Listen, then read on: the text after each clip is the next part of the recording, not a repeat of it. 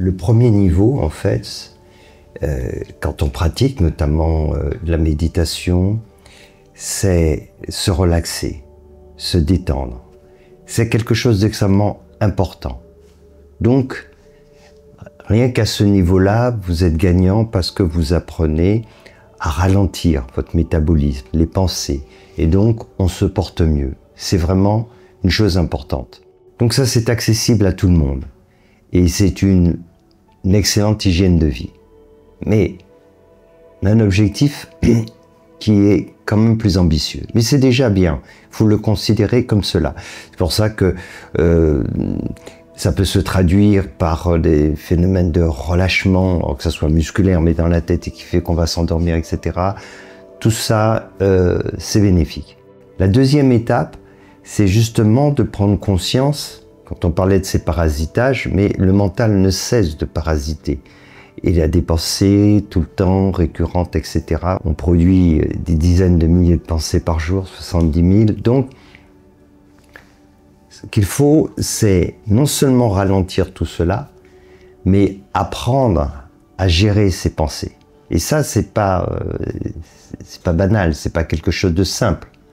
C'est loin d'être une formalité. Parce que nos pensées, en fait, elles viennent de nos conditionnements, de tout un mode de fonctionnement, des choses qui viennent de l'extérieur, et on a des réponses après qui se font de façon automatique.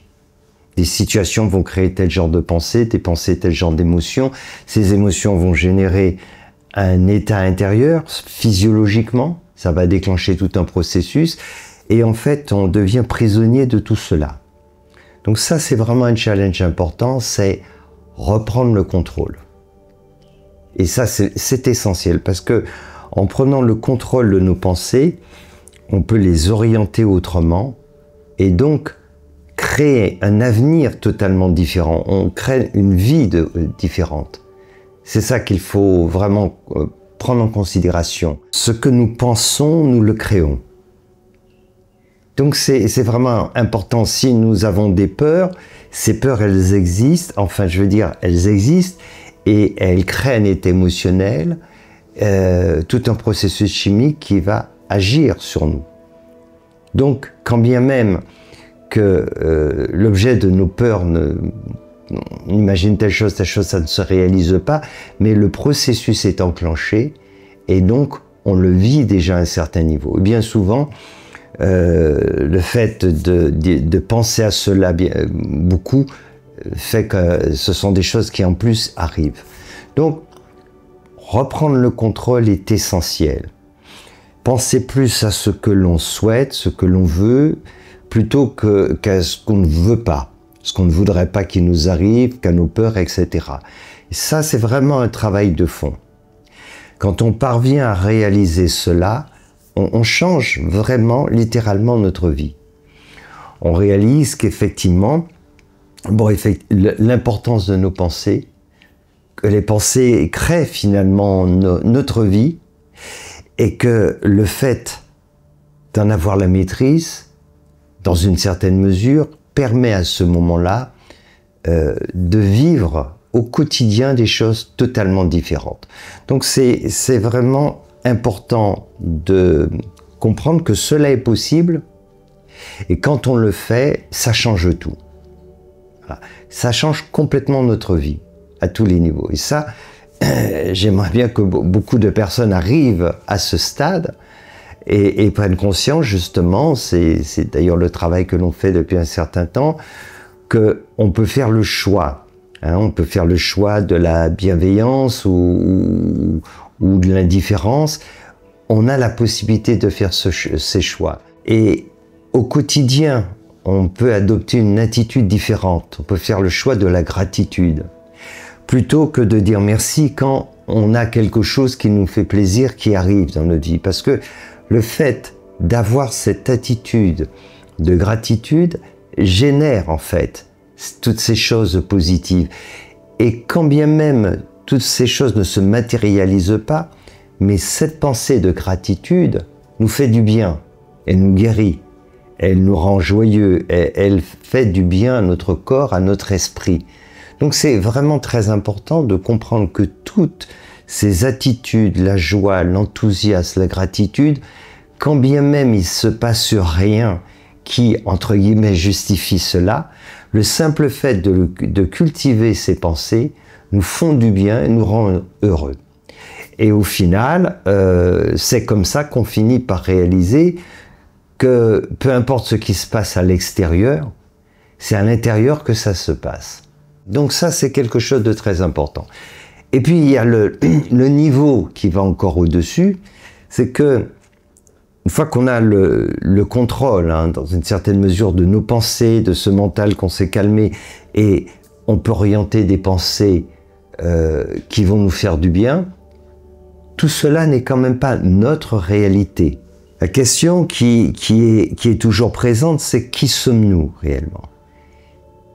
Nous sommes des consciences. Nous sommes un fragment de cette conscience universelle. Nous ne sommes pas ce corps et ce qui émane de ce corps, c'est-à-dire le mental, l'ego, etc. Alors, tant qu'à faire, en étant identifié à ce corps, cette personnalité, autant la façonner d'une meilleure façon et autant faire en sorte qu'on se sente mieux dans notre corps et dans notre tête. Ça, c'est une bonne chose. Mais pour autant, ne pas perdre de vue que cela n'est pas la réalité. C'est-à-dire, c'est comme, je prends souvent cet exemple, mais il est parlant, un rêve. Si on n'a aucun contrôle, un rêve, on peut être dans un cauchemar, incarner un personnage qu'on n'a pas envie et vivre des tas de situations désagréables. Si on a la possibilité de façonner notre rêve, alors ça devient différent. Le personnage nous convient, ce qui se passe nous convient et donc on est beaucoup mieux dedans. Mais ça reste un rêve. Et c'est pour ça que c'est important, à un moment donné, de se dire, mais qui rêve? Qui produit ce rêve? Ce monde manifesté provient du non manifesté, provient de la conscience. Notre réalité provient de là. C'est ce que nous sommes fondamentalement et c'est ce que disent tous les êtres qui se sont éveillés, notamment, on parlait de Mahananda Moy, qui est une grande mystique, une femme qui effectivement est arrivée dans ce monde, déjà dans cet état d'éveil et qui a délivré des enseignements très, très élevés. En fait, c'est cela. Notre réalité n'est pas ce corps, n'est pas ce mental, n'est pas cet ego, c'est cette conscience. Notre réalité est cette essence divine qui a créé en fait ce monde. Nous sommes un fragment de cette conscience universelle, de ce que nous appelons Dieu en réalité. Et ça, c'est pas une croyance en fait, c'est ce que vous pouvez faire comme expérience à un moment donné si vous arrivez à transcender ce mental. Alors vous voyez, il y a toutes ces étapes. Avant de le transcender, il faut déjà essayer de le comprendre et ensuite de le dominer. Hein? Vous savez, c'est comme si on vous disait, voilà un pur sang, un cheval magnifique, et maintenant tu vas faire une course les plus réputées. Sauf que le cheval, il n'est pas dressé. Alors, si vous voulez monter le cheval comme ça ne va pas le faire. Donc, il faut faire les étapes, les différentes étapes. D'abord, commencer à comprendre comment il fonctionne, ce cheval. Ensuite, tâcher de l'amadouer, de le dresser et arriver à un moment, quand on en a la maîtrise, alors on s'aperçoit que c'est lui qui peut nous aider à aller plus loin et finalement à parvenir au-delà. Donc je voulais faire un peu ce récapitulatif pour que vous compreniez bien que vous êtes de toute façon gagnant sur toute la ligne. Hein? La méditation, les enseignements qui font du bien, qui vont vous mettre dans cet état de positivité, qui vont agir sur votre corps, votre mental, tout ça c'est parfait. Vous pouvez aller plus loin si vous voulez vraiment vous sentir bien intérieurement, c'est la maîtrise des pensées. Donc, à un moment donné, dans la méditation, il va falloir contrôler ce flot de pensée, mais plus que cela, orienter ce que vous voulez penser. Voilà, vous devez faire des choix. Je décide d'être bienveillant, je décide d'être généreux, je décide cela. Reprenez le contrôle de tout ça, je décide d'être heureux. Voilà. Ce genre de décision, vous ne pouvez pas imaginer à quel point elle est importante. Et ça peut paraître étrange vu de l'extérieur parce qu'on se dit tout le monde peut vouloir. On comprend qu'on puisse dire « je désire ». Mais désirer ne nous donne pas le pouvoir. Décider nous rappelle que nous avons ce pouvoir.